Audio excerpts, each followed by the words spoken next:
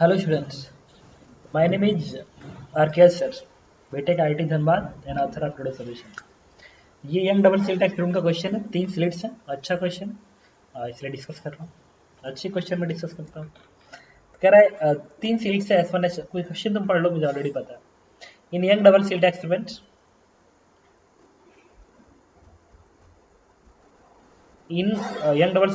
there are 3 identical parallel slit S1 S2 S3. Coherent monochromatic beam of 700 nanometer having the plane wavefronts fall on the slits. The intensity at central O on the screen is I0. S1, S2, S2, S3 0.7 mm है and screen 30 cm from the slit set. Find the intensity at O if S1, S3 are covered. Find intensity on screen O if only S3 is covered. All three are now uncovered. इतना refractive index इतना resultant intensity at O is. ठीक है, तो चलो handle करते हैं problem को white board पे. तो सबसे पहले हम लोग स्लिट्स बना लेते हैं ना, जैसे स्क्रीन बना रहा है और बीच में एक लाइन ऐसे दिखा दो. 3 स्लिट्स, एक स्लिट से है, एक स्लिट ए है, एक स्लिट ए है. 3 स्लिट्स हैं और S1, S2, S3.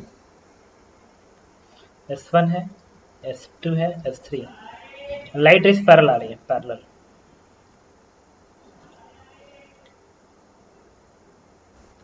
वेवलेंथ दिया गया जैसे 700 नैनोमीटर.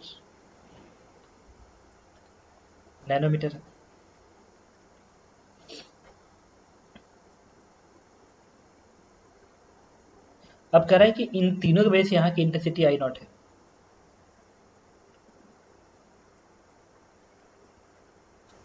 और ये S1 S2 की बीच की दूरी, S2 और S3 की बीच की दूरी 0.7 है.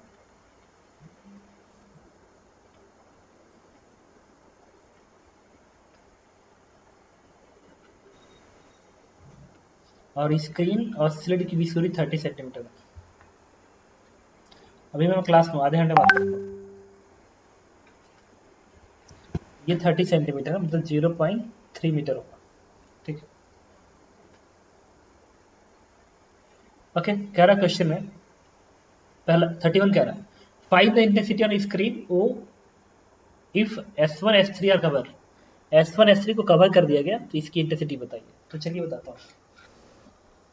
इसके लिए क्या करना होता है ना, वेव देखो, वेव इससे वेव इस पे गई, इससे डायरेक्ट वेव इस पे गई, इस पे डायरेक्ट वेव इस पे गई.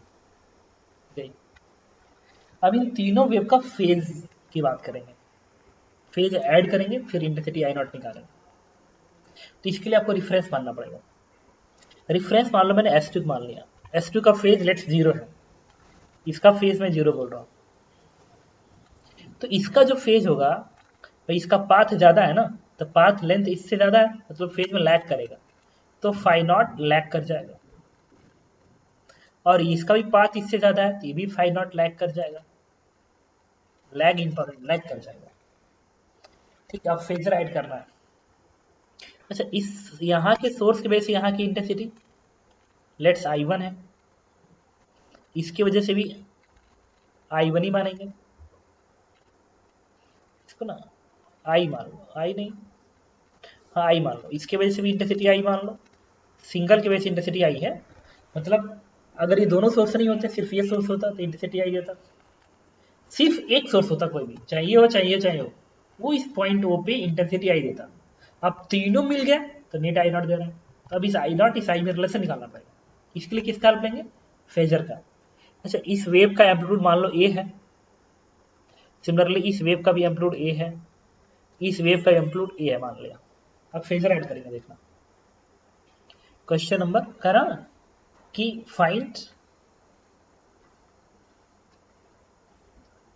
Find intensity at a screen O. Find intensity at a screen O if S1 S3 are covered.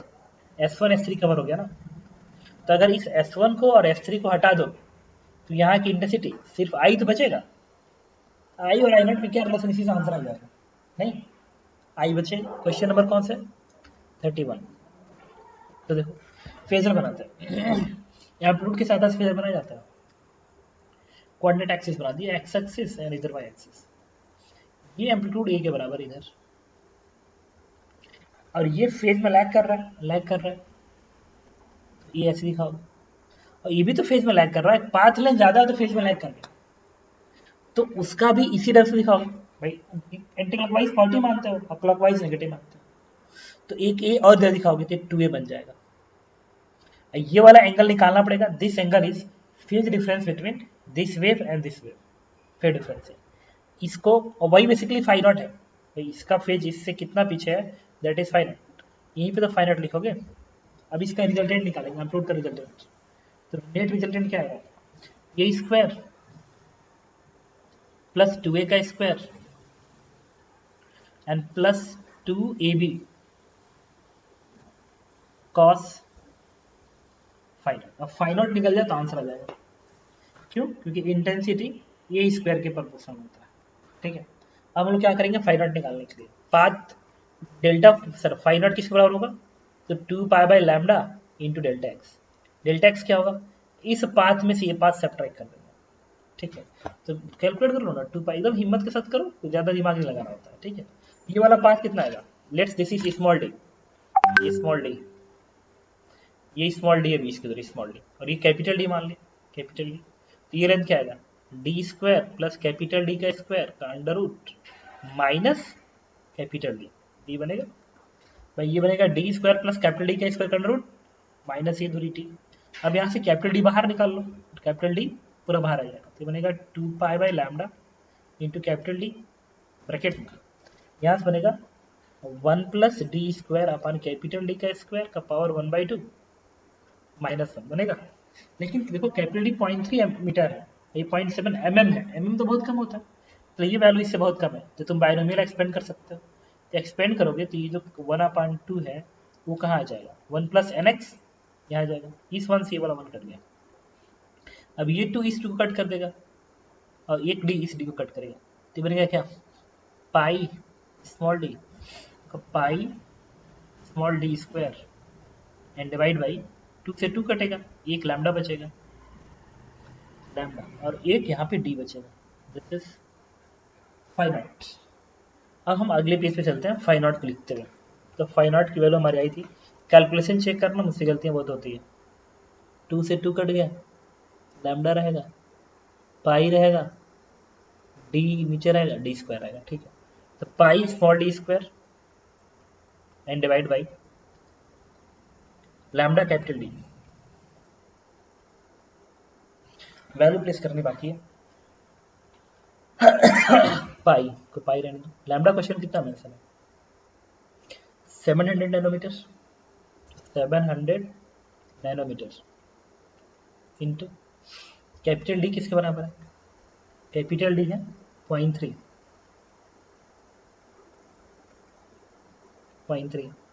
Small D किसके बराबर है, स्मॉल डी ये ना small D, that is 0.7 mm, 0.7 mm, तो 0.7 mm का मतलब 10⁻³ अगर कैलकुलेट करो तो कितना आएगा, इससे बनेगा ये 2, ये 7, ये कितना आएगा बताओ, ये बनेगा, ये पॉइंट हटा दो तो 10⁻⁴ बच जाएगा, ठीक है, -4 बचेगा, और 7 रहेगा, ये -9 और ये 2, तो ये -7 बचेगा, -7, और यहाँ से 1 हटेगा तो ये 8 बढ़ जाएगा, 8, ये 7 π/3, कुछ मिस्टेक हो रहा है कैलकुलेशन क्या, डी का स्क्वायर चल रहा है ना, डी का स्क्वायर चल रहा है, मिस्टेक है, पाई अपान लैम्डा, लैम्डा कितना है 700 10⁻⁹, डी किसके बराबर है 0.3, और स्मॉल डी कितना है 0.7 mm है, इसके स्क्वायरिंग करेंगे तो 0.7 का मतलब mm का मतलब इतना, स्क्वायरिंग कर दो। अब ये देखो कितना है देखो सब कैलकुलेशन ही इंपॉर्टेंट है, कैलकुलेशन अगर हो गया तो ठीक है, नहीं हुआ तो गलत हो सकता है। ओके देखिए ये पाई आएगा यहाँ से बनेगा 7 का 49 इंटू यहाँ से आएगा 10⁻⁴ डबल कर दो -8 बचेगा डिवाइड बाई यहाँ से क्या आएगा 7 यहाँ से 2 यहाँ पे -7 बचेगा ना तो ये यहाँ से आएगा 10⁻8 बच जाएगा देखो तो -7 और एक यहाँ से -8 तो ये कैंसिल आउट हो जाएगा 7 से 49 दिस इज 7π/3 ठीक है। अब इस फॉर्मूले का यूज करना है ये नेट का square is equal to 5a का स्क्वायर प्लस 2a का स्क्वायर 5a का स्क्वायर प्लस cos 5 की जगह पे 7π/3 ये बनेगा 2π प्लस π/3 तो 3 दूनी 6 ठीक है बनेगा 5a square plus 2a square और 2π प्लस है ना तो फर्स्ट क्वाड्रेंट पाएगा फर्स्ट π/3 ये कितना होता है π/3 होता है तुम्हारा 60 डिग्री तो cos 60 1/2 बचेगा 1/2 तो this value is 6a square ठीक है। तो अब देखो intensity net intensity I naught है divide by A I is equal to A net का square and divide by A का स्क्वायर ही लगेगा ना भाई ए नेट का स्क्वायर अपन ए का square equal to net intensity I naught है अपन आई अब ए नेट का स्क्वायर कितना 6a स्क्वायर कैंसिल आउट इससे आई की वैल्यू क्या आ गई आई नॉट अपन 6 आ गई तो answer is I not upon 6 I not upon 6 D part में है मार्क कर दो आंसर समझ गया मतलब ये है कि अगर आपको ये दोनों स्लिट्स बंद कर दिया जाए तो एक स्लिट की वजह से इंटेंसिटी आई नॉट अपन 6 आएगी तो इसका मतलब इसकी इंटेंसिटी आई नॉट बाई 6 इसकी भी आई नॉट बाई 6 इसकी भी आई नॉट बाई 6 अब तीनों मिल के यहाँ पे रिजल्टेंट आई नॉट दे रहा है ओके इसके बाद question number 32 find the intensity on screen at O if only S3 इसका सिर्फ S3 कवर है सिर्फ S3 का मतलब सिर्फ ये कवर है ना सिर्फ ये कवर है तो क्वेश्चन आप सिर्फ इसको कवर कर रहे हो इसको मतलब ये बचा हुआ तो अब इस दोनों के वजह से इंटेंसिटी निकालेंगे अब इन दोनों के वजह से एम्पलीट्यूड क्या आएगा ये निकालना पड़ेगा दोनों की वजह से एम्पलीट्यूड क्वेश्चन नंबर 32 का दोनों की वजह से एम्पलीट्यूड ये ऐसे था ना यहाँ पे तो अब दो वेव है तो नेट एम्पलीट्यूड क्या लिखोगे सीधे लिख लो ये नेट का स्क्वायर इज इक्वल टू ए का स्क्वायर प्लस ए का square plus 2ab cos final ये लिखेंगे भाई दो वेव है ना एक वेव ये है एक वेव ये है और दो के वजह से एम्पलीट्यूड फॉर्मूला आपको ऑलरेडी पता है उसकी हमको फेजर बनाने की जरूरत थोड़ी है ए स्क्वायर प्लस 2ab cos से कम चल जाएगा ये कितना बन गया 2a का स्क्वायर बनेगा 1 कॉमन आएगा यहाँ से बन गया cos फाइनल और cos फाइनल की वैल्यू अपनी 1/2 आई थी तो यही तो फाइनल है इससे क्या और इसके बीच का फेयर डिफरेंस ही तो फाइनल था देखो पेज पलट के भाई यही तो फाइनल निकाले थे यही फाइनल इससे क्या और इसके बीच का ठीक है वो अलग बात है दोनों को मिलने की वजह से एम्पलीट्यूड भाई इस ये और ये दोनों मिल गया तो ये 2a बन गया बस एक ये नहीं रहेगा ये सिर्फ ये बचा रहेगा ये और ये बस ठीक है तो सीधे लगा दो इसको तो cos फाइनल 1/2 देगा क्योंकि cos देखो वैल्यू प्लेस किया ना किसकी वैल्यू इसकी वैल्यू 1/2 ही तो आई थी 1/2 सबकी वैल्यू 1/2 आएगी this is 2 3 this is 3a square अब क्या लिखेंगे इंटेंसिटी ये ए नेट का square and divide by A का स्क्वायर इक्वल्स टू ये ए नेट अपनी बार निकालना है ना आई एन निकालना है डिवाइड बाई इसका एम्पलीट्यूड कितना है ए का एम्पलीट्यूड आई नॉट बाई 6 था याद करो ए स्क्वायर का एम्पलीट्यूड आई नॉट बाई 6 अभी तो प्रूफ किए थे उस क्वेश्चन में तो ए नेट कितना आएगा तुम्हारा 3a स्क्वायर आ गया एंड डिवाइड बाई ए का स्क्वायर इससे कैंसिल आउट तो आई एन की वैल्यू क्या आ गई I naught upon 2 answer is I naught upon 2 sorry answer is I naught upon 2 तो देखो आई नॉट अपॉन 2 इधर डी पार्ट आंसर फिर कह रहा है all 3 slit are now uncovered and transparent plate of thickness 1.4 mm refractive index इतना is placed in front of S2 the resultant intensity R all 3 slits now uncovered and uncovered कर दिया गया तीनों का uncovered कर दिया गया uncovered and a transparent plate of thickness इतना and refractive index इतना is placed in front of S2 सिर्फ S2 के बगल में रखा गया इंटेंसिटी कितना है सेम का 33।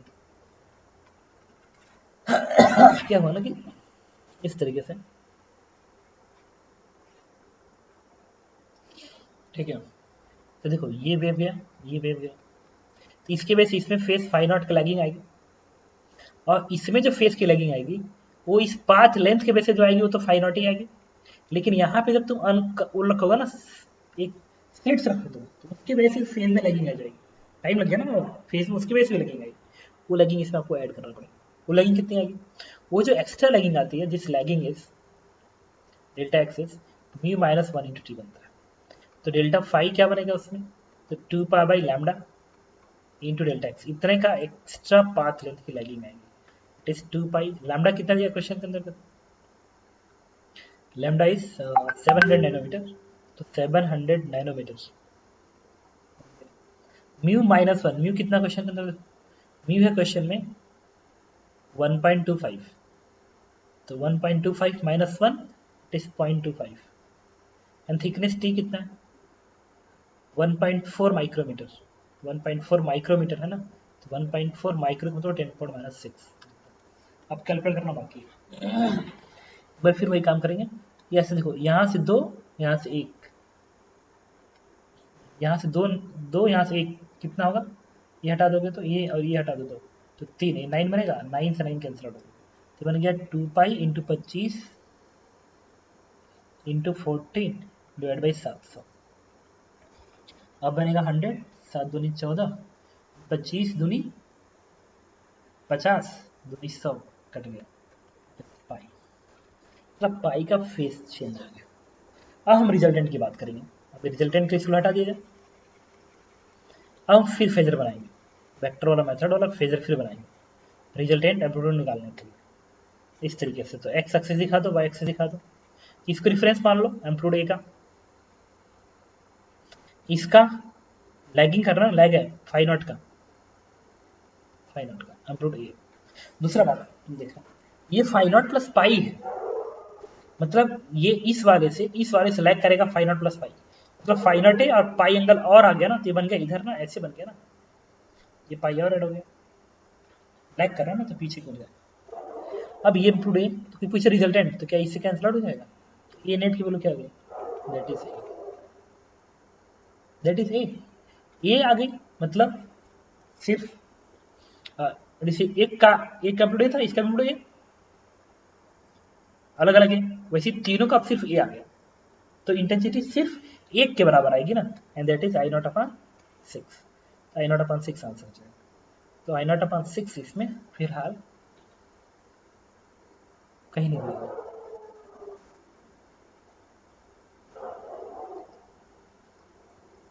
ओके, तो मैंने कैलकुलेशन में गड़बड़ कर दी, एक्चुअल में कहाँ रखा गया था जानते हो, सीट S2 पर रखा गया, पढ़ना, ये S2 है, S2 पर रखा गया, ये हम पढ़ना बोल के हमने S3 पर रख दी, बेसिकली हमने S3 पर रख दी, S3 पर, इसलिए मिस्टेक हो गई। ठीक है, तो करना तो वही है, अगर S3 पर रखते तो आंसर क्या आता, आई नॉट अपॉन 2 आता, इफ एट S3, S2 पर रखते तो कितना आता, तो S2 पर रखते तो ऐसे बनता ना,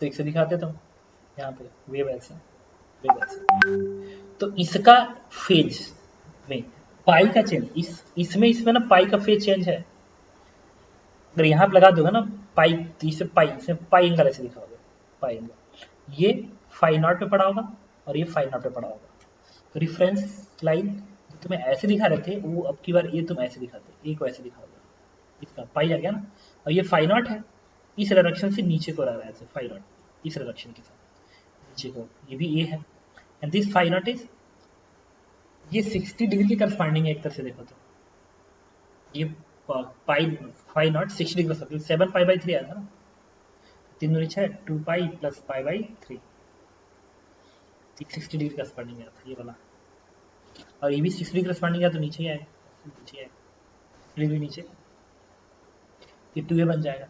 अब ये क्या आ गया 120 आ गया, 120, इनका रिजल्टेंट निकालना बाकी, इनका रिजल्टेंट आएगा A net is A square plus 2a का स्क्वायर 4a का square and plus 2ab cos 120, it is minus half, cancel out हो गया, इससे क्या बन गया, 2a² बन गया माइनस 2a², वो इस 2 से कटे 2 बनेगा, ये बनेगा 3a², ये बन गया 3a²।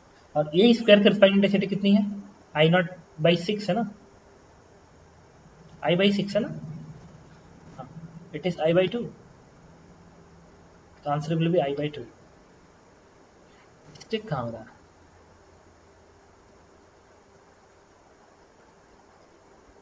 ओके ठीक है, तो ए नेट 3a² है ना, और a² की डेंसिटी I/6 है, तो I/6 रख दो, I0/6, तो आंसर इज I0/2।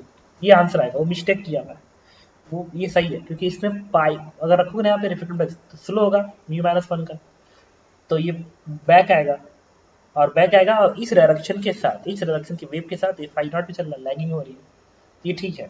उन्होंने ये जब सॉल्व किया है तो cos 160 को 120 को उन्होंने प्लस हाफ मान लिया, जिसकी वजह से 7 दिख रहा होगा, तो वो कुछ √7/6 का टर्म बता रहे होंगे, नहीं 7/6 का टर्म, ये तो नहीं, ठीक है, इसमें मिस्टेक है, ठीक है, आंसर इज I0/2 होना चाहिए। एक बार तुम ही कैलकुलेशन चेक कर लेना। Okay, thank you.